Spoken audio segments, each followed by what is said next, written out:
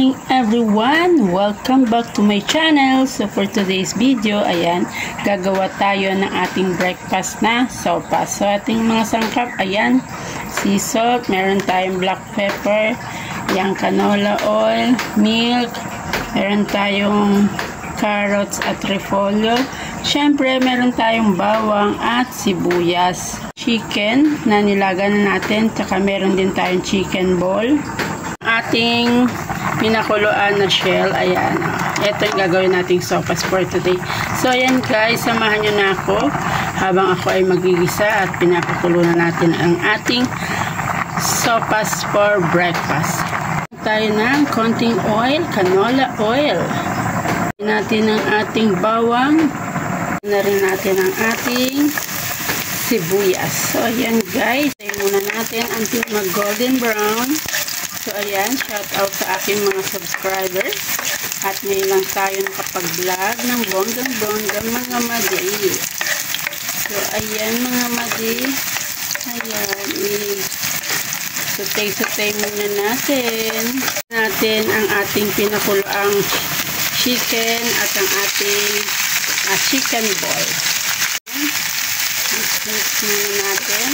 Ito po ay nalaga na natin, kaya kahit konting golden brown lang. Wow. Ang bango na mga madi. Ayan.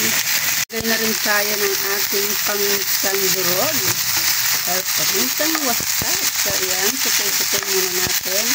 At ilalagay na natin ang ating carrot kasi medyo matigas yan. Kaya so, ilagay na natin mga mare.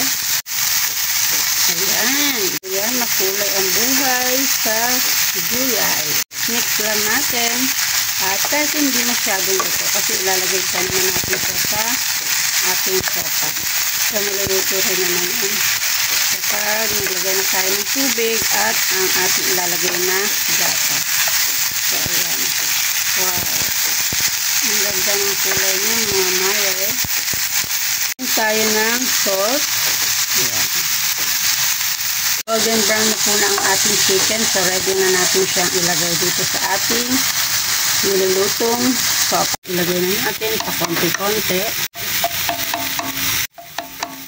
Tayo ng ating chicken cubes. Ayan. So, i-mix natin. Mix natin. Ayan mga mare. O, napakaganda ng kulay. At, ito pong tubig na to ay pinaglagaan din ng ating chicken. So, ayan. Medyo malasa na rin po siya. So, konting kulo na lang din po ay kakain na tayo ng sopas. Nga, ilagay na natin ang ating Alaska Evaporada. So, ayan. Baka naman, Alaska Evaporada. Mga mare, so creamy na po. Last na nating ilalagay ang ating Baguio beans. At ready ng ating breakfast na sopas. Ayan. Ang ating cabbage or repolyo. So, ayan. Ating kulo na lang ito mga mare at ready ng ating breakfast. So, ayan.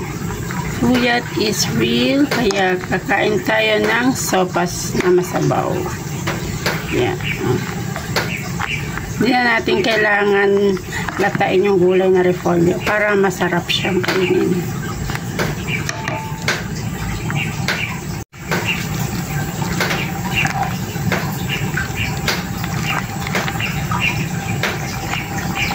Yan, mausok-usok pa mga mare.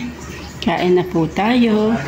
At maraming salamat po sa panonood niyo sa aking video. At more subscribe pa po at share. Thank you for watching. Magandang buhay.